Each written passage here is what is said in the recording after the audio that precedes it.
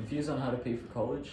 Well, lucky for you guys, my team and I got you covered on having a better understanding on how to pay for college. So today I'm here with Mr. Ryan. We're going to interview him since he's a college and career guy. So Mr. Ryan, how are you doing today? Good, how are you? That's good, I'm doing awesome. So for our first question is FAFSA. So what do you know about FAFSA and why is it important for paying for college?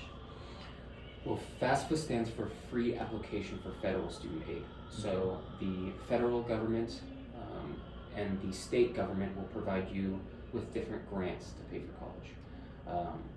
The most common form of grant that you'll receive when you complete the FAFSA application, if you qualify, is the Pell Grant.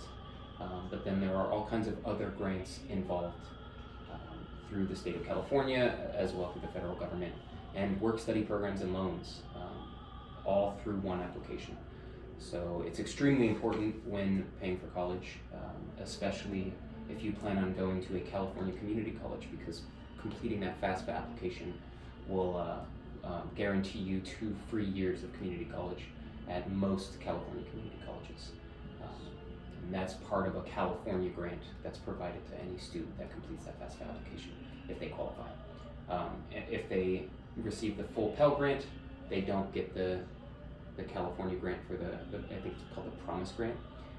But either way, they're getting those years free at a community college, whether it's being paid for by the Pell Grant or the California Promise Grant. So extremely important and can save you thousands and thousands of dollars every year. And how do students apply for the FAFSA? There is an online application, which is the most common form, on the website studentaid.gov, and it's a pretty straightforward application. It gets easier every year. It pulls your tax information automatically for you and your parents to determine your student aid index, which is how schools decide your need for financial assistance. Nice. Okay, so we're going to move on to grants, scholarships, and work studies. So for grants, why do you think grants are important for students from low-income families?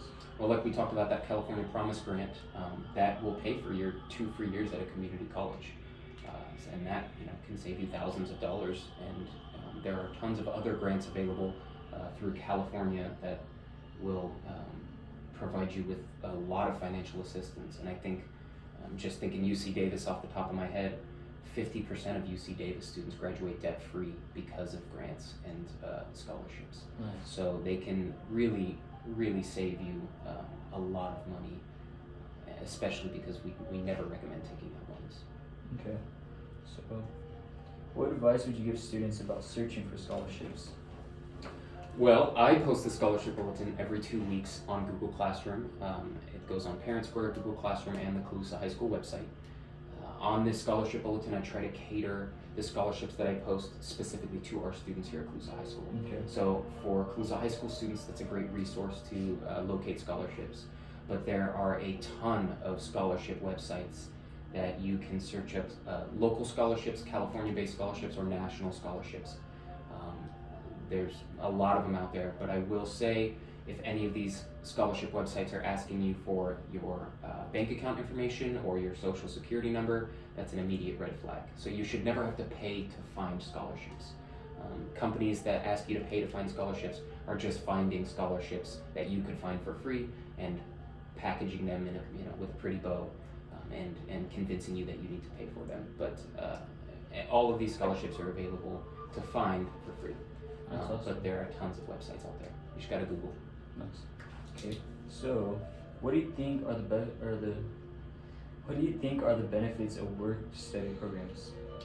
Oh, I mean, they're fantastic programs. Typically, they're provided by the school that you're attending, and that could be like working at the bookshop. That could be campus security. That could be working the front desk for the student services or for the financial aid department. They're fantastic programs that provide students with part-time work that's flexible to their academic schedule and provides them tuition assistance and typically a paycheck. So. Okay, let's see. Next one would be the sticker versus net price. When you look at college costs, are you more focused on the sticker price or the net price? You should be more focused on the net price, especially when it comes to budgeting, because your net price is really going to be what you're paying. And this is different for every student because your financial assistance is going to be different than your neighbors. But once you understand what your financial aid package is going to look like, how much money you're receiving from scholarships, grants, FAFSA, work-study programs, you're paying the net price. So it can be overwhelming when you're seeing the sticker price, tens of thousands of dollars, but in reality, your net price may be way less, sometimes 50%, sometimes more, depending on what your financial aid package looks like. So you should be focusing on that net price. Okay, because I looked into it and then I feel like some students might get confused because I realized that the sticker price is the full cost of what you would be paying for college. Correct. But the net price is what you would be paying after the aid. So Correct. I feel like, yes, students should focus on that more because if they're going to be applying for aid, then they should be worrying about what they'll be paying after the aid. Absolutely. Yeah, and that sticker price can be overwhelming and discourage you from, attending. In reality, you might only be paying a fraction of that. Okay. So, about community college and trades, I know that these are different alternatives. How do you feel about the cost differences between community college, trade school, and a four-year university? I just don't want you to be stressed about it. I think it really depends on the person. I always try to recommend community college because you can receive the same degree with a much cheaper price. If you want to be a diesel mechanic, I wouldn't recommend going to a four-year university because you can receive your diesel mechanic certificate from a trade school and save a lot of money that way. So it really depends on the person, their goals, educational and career goals. But if a student wants to attend college to receive a degree, I always recommend community college as it is way cheaper and you can save tens of thousands of dollars with your 2 years at community college. And then trade schools are always great, especially if you know for a fact you want to get into a very specific career. It can save you time because a lot of trade schools are less time than a 2 or 4 year degree, and it can save you money as well. Nice. Oh, I know this is a different alternative. I actually didn't list this on here, but military.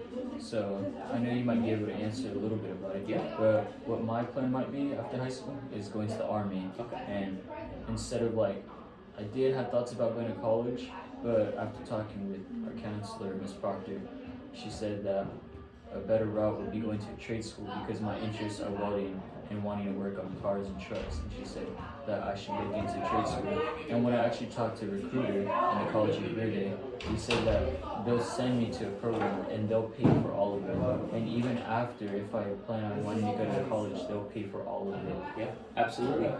So the military will pay for all of your schooling, and it sounds fantastic. It sounds great. A lot of people aren't interested in the military, and that's just not the path for them. But if you are set on joining the military, then absolutely take advantage of that because they will pay for your schooling, whether it's a trade school, whether it's a university, and you can also receive higher pay once you're done with that schooling because you're certified or have a degree, and you can become an officer. There's a bunch of different avenues you can take.